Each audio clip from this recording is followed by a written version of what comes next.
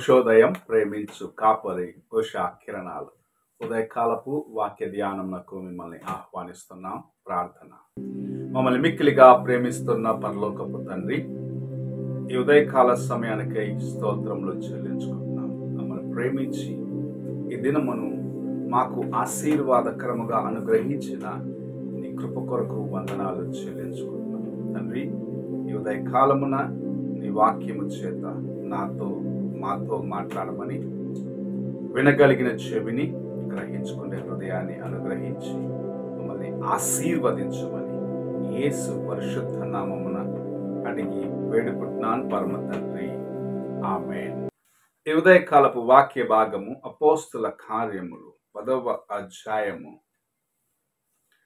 3వ వచనము నుండి 6వ వచనం వరకు ఉన్న వాక్య భాగమును చదువుకుందాం.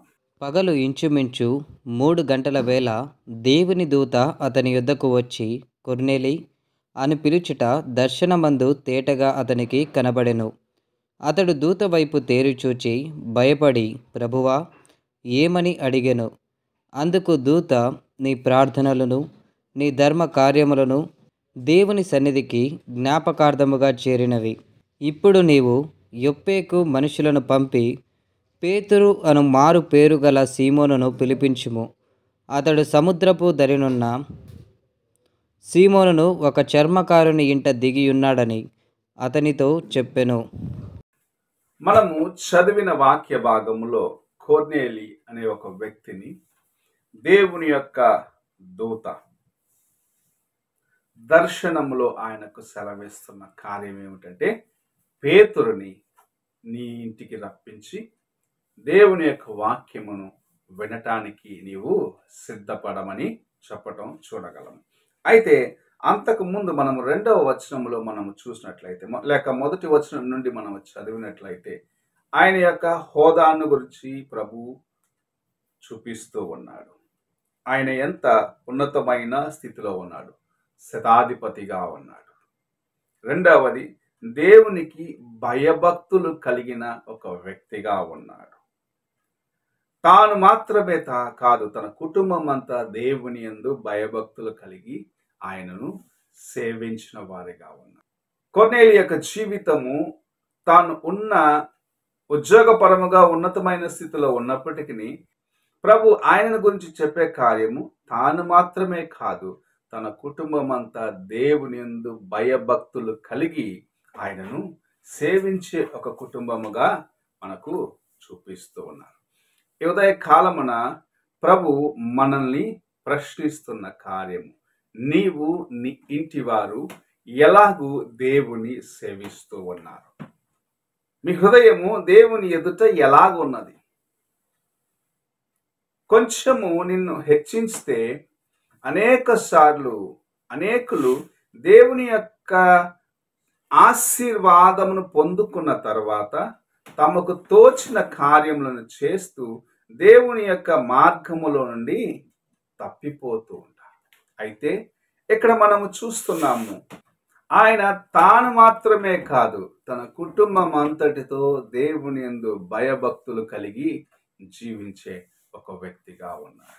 ఇలాంటి వ్యక్తిని ప్రభు ఆశీర్వదించాలి, ఇంకా తన వాక్యము చేత బలపరచాలని ఆశించి ఆయన కోసము ఒక వ్యక్తిని నియమించినాడు. ఆయన యొద్దకు తన సేవకులను పంపించి ఆయనను రప్పించుకొని, నీవు నీ ఇంటి వారు ఇంకను దేవుని కార్యములను ఎరిగి బలపడండి అన్న కార్యమును ప్రభు తన యొక్క దూత ద్వారాగా తనకు దర్శనంలో తెలియపరిచే కార్యమును మనం చూస్తాం. అదే సమయంలో పేతురు తాను ఉన్న స్థలములో దేవుని యొక్క ఆత్మ చేత ప్రేరేపించబడిన వాడిగా, దేవుని యొక్క హస్తము ఆయనకు తోడుగా ఉండి, అక్కడ దేవుని యొక్క హస్తము ఆయనను నడిపించే కార్యము మనం చూస్తూ ఉన్నాం. ప్రభు ఒక పక్క కొర్నేలిని సిద్ధపరిచినాడు, మరి ఒక పక్క వాక్యమును అందించేదానికి, అక్కడ దేవుని యొక్క కార్యములను బయలుపరిచేదానికి పేతురును సిద్ధపరచడం మనము చూస్తూ ఉన్నాము. ఇది దేవుని యొక్క చిత్తానుసారముగా జరిగే ఒక కార్యమునకు సాదృశ్యముగా ఉన్నది. అనేక సార్లు నేను ఒక కార్యము చేయాలనుకుంటున్నాను, ఇది ఎలాగూ అని నీవు తలంచుతా ఉంటే ప్రభు నీకు బయలుపరచడం మాత్రమే కాదు, అనేక సార్లు ఇతరుల ద్వారాగా ఆ విషయాన్ని స్థిరపరుస్తాడు అన్నదానికి ఇది ఒక మంచి నిదర్శనగా ఉన్నది. నీవు దేవుని యందు భయభక్తులు కలిగిన వ్యక్తిగా ఉంటే దేవుని యొక్క వాక్యమును ప్రభు నీకు దగ్గరగా ఉంచి నేను ఇంకా బలపరిచి తన యందు నీవు ఆనందించినట్లుగా చేయాలని ఆశిస్తూ ఉన్నాడు. నీవు భయభక్తులు కలిగి ఉండకుండా నీ ఇష్టానుసారముగా జీవిస్తూ దేవుని యొక్క కృపను నిర్లక్ష్యపరుస్తున్నట్లయితే ఎంతగా నీకు దేవుని యొక్క వాక్యము, దేవుని యొక్క కార్యములు బయలుపరచబడినప్పటికీ నీవు విని వాటిని మర్చిపోయే ఒక జీవితముగా నీవు విని మర్చిపోయే ఒక వ్యక్తిగా ఉంటావు అని దేవుని యొక్క వాక్యము సెలవిస్తున్నది. చివరికి నీ జీవితం ఎలాగ మార్చబడుతుందంటే బండ కింద ఉన్న కప్ప వంటి స్వభావముగా ఉంటుంది. దేవుని యొక్క వాక్యం విన్నప్పుడేమో కొంచెము హుషారు వచ్చినట్లు ఉంటుంది. అయితే కొద్ది దినములైన తర్వాత దేవుని యొక్క వాక్యం నీకు అలవాటైపోతుంది. దేవుని యొక్క సత్యము నీకు బోధించబడినప్పటికీ నీవు కొద్దిసేపు ఆకర్షించబడతావు, కానీ తర్వాత లోకములో కలిసిపోతావు. ఇలాంటి జీవితము నీలో ఉండకూడదు. నీవు దేవుని యొక్క వాక్యము నీకు ప్రభు అనుగ్రహించినప్పుడు విన్న నీవు లోబడి ఆయన వైపు చూసేదానికి నీ హృదయమును సిద్ధపరచుకున్న వ్యక్తిగా దేవుని యొక్క వాక్యము కోసం ఎదురు చూడాలని ప్రభు నీతో మాట్లాడుచున్నాడు. కొన్నేళ్ళు దేవుని యొక్క వాక్యము నీకు ఫలానా వ్యక్తి వచ్చి బోధిస్తాడు, నీవు నీ ఇంటి వారు వినేదానికి సిద్ధపడండి అన్నప్పుడు సిద్ధపడ్డాడు. పేతురు దగ్గరకు వ్యక్తులను పంపించినాడు, ఆయన ఆహ్వానించినాడు. దేవుని యొక్క వాక్యము తన కుటుంబంలోకి ఆహ్వానించినాడు. ఆ వాక్యము వారిని స్థిరపరచడం మనము చూస్తూ ఉన్నాం. ఈ ఉదయకాలమున నీవు ఎలాంటి జీవితంలో ఉన్నప్పటికీ, ఎలాంటి ఒక పరిస్థితిలో ఉన్నప్పటికీ ప్రభు నీతో మాట్లాడాలని ఆశిస్తే నీవు లోబడినట్లయితే నీ స్థితిని చూడలేదు, నీ యొక్క పరిస్థితిని ఆయన చూడట్లేదు, నిన్ను బలపరిచేదానికి తన వాక్యమును పంపించి నీకు తోడుగా ఉంచి నిన్ను స్థిరపరిచి అనేక రీతిలుగా ఆశీర్వదించాలని ప్రభు ఆశిస్తూ ఈ ఉదయకాల సమయమున నీతో మాట్లాడుచూ ఉన్నాడు. ప్రభు తన వాక్యమును పంపించినప్పుడు నీవు అంగీకరించే స్థితిలో ఉన్నావా, లేక ఇప్పుడు సమయం లేదు మరొకసారి అని నిర్లక్ష్యపరుస్తున్నావా? కొన్నేళ్ళు ఒకవేళ నిర్లక్ష్యపరిచినట్లయితే మరలా ఆయనకు ఈ తరుణము దొరక్కపోయి ఉండొచ్చు. ఆ యవనస్తుడు యేసు ప్రభు దగ్గరికి పరిగెత్తుకుంటూ వచ్చినాడు. సద్బోధకుడా, నిత్య జీవమును పొందుటకు నేను ఏమి చేయాలని అడిగినాడు. అయితే ప్రభువు చెప్పిన ఒక కార్యము చేయలేక మిక్కిలి ఆస్తిపరుడు గనక ముఖమును చిన్నబుచ్చుకొని వెళ్ళిపోయి దేవుని యొక్క కృపను పోగొట్టుకున్నాడు.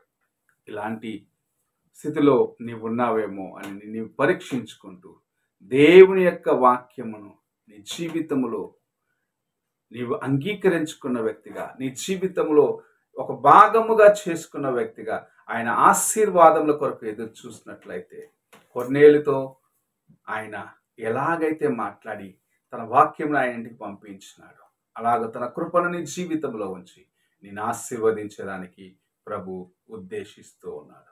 నీవు లోబడతావా? ఒక్కసారి నీ హృదయాన్ని పరీక్షించుకో. ప్రార్థన చేసుకుందాం. మమ్మల్ని మిక్కిలిగా ప్రేమిస్తున్న పరలోకపు తండ్రి, ఈ ఉదయ కాలమున మీరు మాకు అనుగ్రహించిన నీ వాక్యమును బట్టి స్తోత్రములు చెల్లించుకుంటూ తండ్రి, నీవు వెతుక్కుంటూ మా యొద్దకు నీ కార్యములను పంపించినప్పుడు వాటిని అంగీకరించే హృదయం మాకు అనుగ్రహించమని తండ్రి, నీ యొక్క వాక్యానుసారముగా జీవించే జీవితమును నేను నా ఇంటి వారు కలిగి ఉండేదానికి సహాయము చేయమని విన్న వాక్యమును నెమర వేసుకొని వాక్యానుసారముగా మేము ప్రతిదినము జీవించేదానికి నీ కృపను అనుగ్రహించి ఆశీర్వదించమని యేసు పరిశుద్ధ నామమున అడిగి వేడుకుంటున్నాను పరమ తండ్రి, ఆమేన్. తండ్రి అయిన దేవుని ప్రేమ, కుమారుడైన క్రీస్తు కృప, ఆదరణకర్త అయిన పరిశుద్ధాత్మ యొక్క సహవాసము ఇప్పుడును ఎల్లప్పుడూ తోడయుండి సదాకాలము నడిపించుగాక. ఆమెన్.